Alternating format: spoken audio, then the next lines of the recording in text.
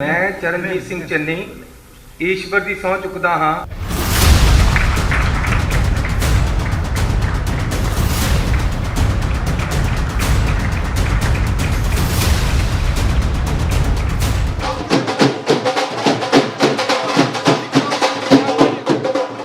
ये केवल इनका कोरा चुनावी हथकंडा है, इसके सिवाय कुछ भी नहीं है। ਕਾਂਗਰਸ ਪਾਰਟੀ ਨੇ ਇੱਕ ਗਰੀਬ ਨੂੰ ਇੱਥੇ ਤੱਕ ਲਿਆ ਕੇ ਬਿਠਾ ਦਿੱਤਾ ਹੈ ਜਿੱਥੇ ਤੱਕ ਮੇਰੀ ਔਰ ਸਾਡੀ ਔਕਾਤ ਪਹਿਲਾਂ नहीं।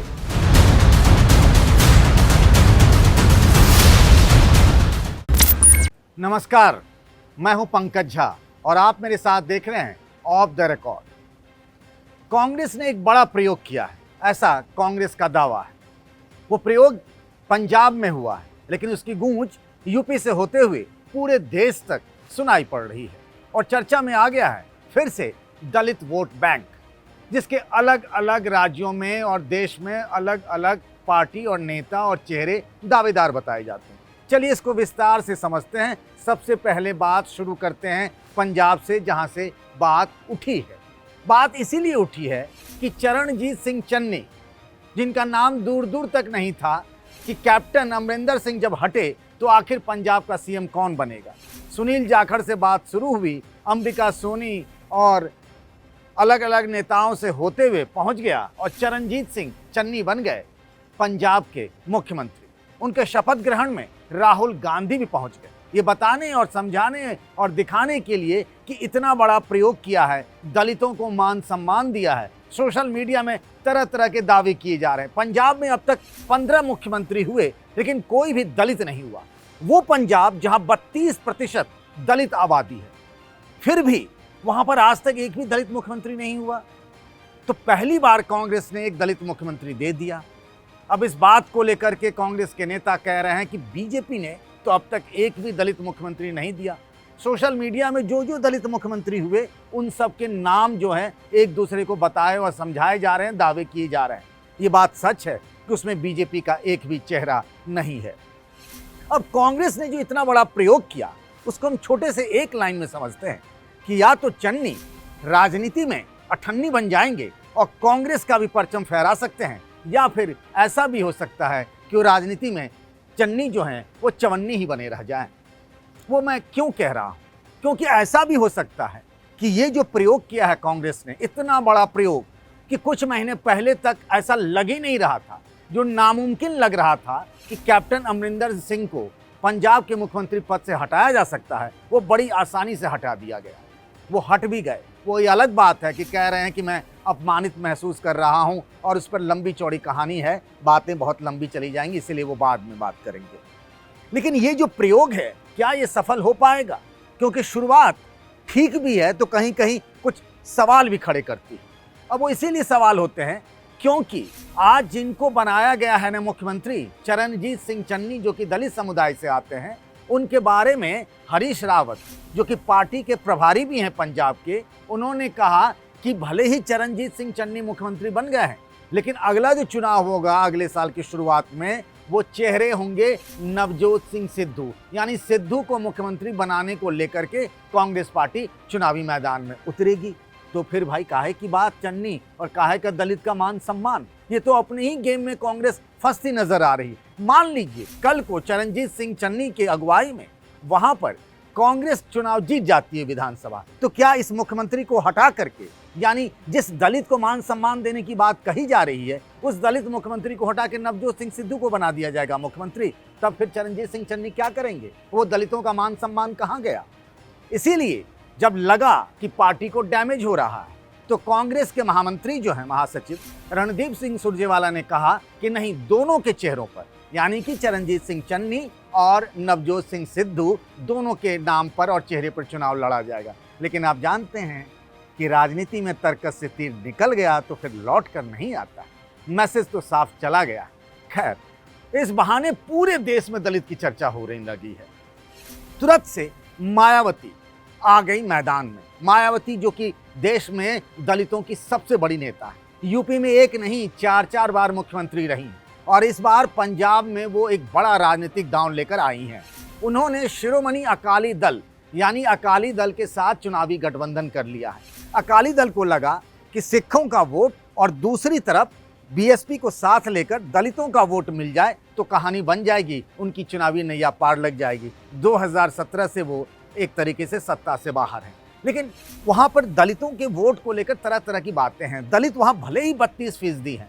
कांशीराम इतने बड़े नेता जिन्होंने कि बीएसपी बनाया और दलितों के बहुत बड़े नेता माने जाते हैं, बाबा साहब अम्बेडकर के बाद कांशीराम का नाम ही सबसे बड़ा है। वो भी पंजाब से आते थे, पंजाब से वो सांसद भी रहे, लेकिन वो दलितों को एक नहीं कर पाए क्योंकि दलित अलग अलग समूहों में बटे हैं।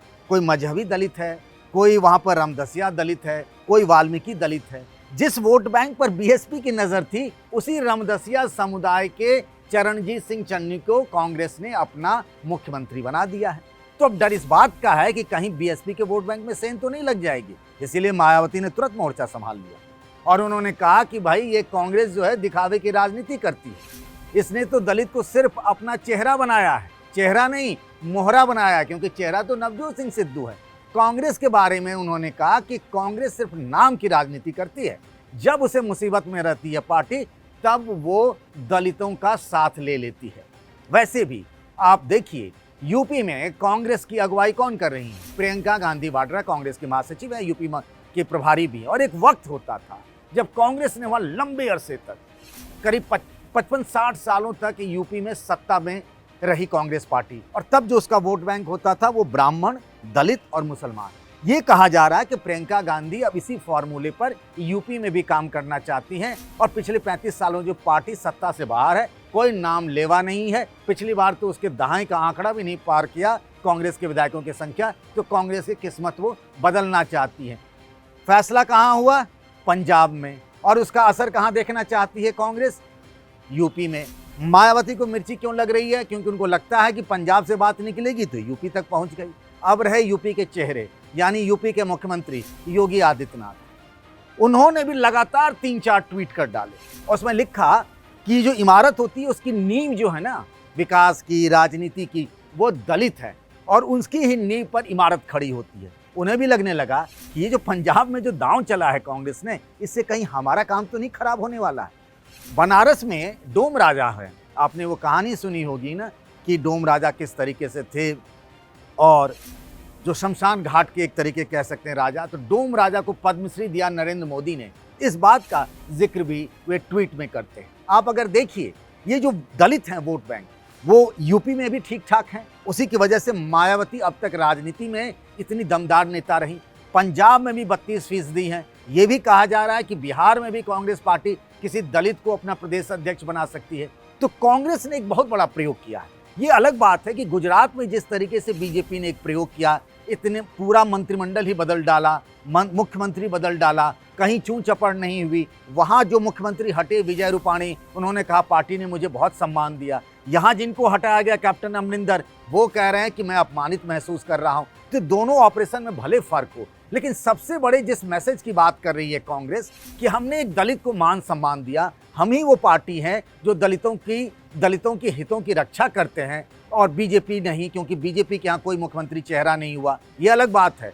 राष्ट्रपति का पद बड़ा संवैधानिक होता है, गरिमामय होता है, लेकिन वक्त बेवक्त बीजेपी की तरफ से इशारों ही इशारों में ये कहा जाता है कि हमने उन्हें राष्ट्रपति बनाया। तो आज तरह तरह की चर्चा है, क्या दलित फिर एक बार कांग्रेस की तरफ रुख कर सकते हैं, या मायावती यूपी में अपनी पैठ बनाए रखेंगी दलितों के बीच, या पंजाब में उन्होंने जो अकाली दल से गठबंधन किया है तो क्या अकाली के साथ मिलकर वो सत्ता की सवारी कर लेंगी। वहाँ ये भी कहा जा रहा है कि बीएसपी के आग्रह पर, बीएसपी की जिद पर वहाँ पर अकाली दल ने ये भी कहा है कि अगर हमारी सरकार आ गई तो डिप्टी सीएम जो होगा वो दलित होगा। बीजेपी को भी लग रहा है कि कई इलाकों में बीजेपी अभी मंडल पॉलिटिक्स कर रही है, पिछड़ों की राजनीति कर रही है, दलितों की राजनीति कर रही है। अभी मोदी मंत्रिमंडल में जिस तरीके से विस्तार हुआ, पिछड़ों को, दलितों को जिस तरीके से जगह मिली उसमें नए चेहरों को, तो बीजेपी भी इस बात को फैला रही है कि दलितों की असली हितैषी तो वही है। यानी एक दलित और उसके ढेर सारे रहनुमा जो है राजनीति के मैदान में खड़े हैं। लेकिन अगले कुछ महीनों में तय हो जाएगा कि आखिर इन दलितों का मान सम्मान किस पार्टी के साथ रहेगा। कांग्रेस का ये दांव चला या फिर फुस हो गया, ये कुछ ही महीनों बाद तय हो जाएगा। पर अचानक से पंजाब के बहाने दलित राजनीतिक नैरेटिव में तो जरूर आ गए हैं।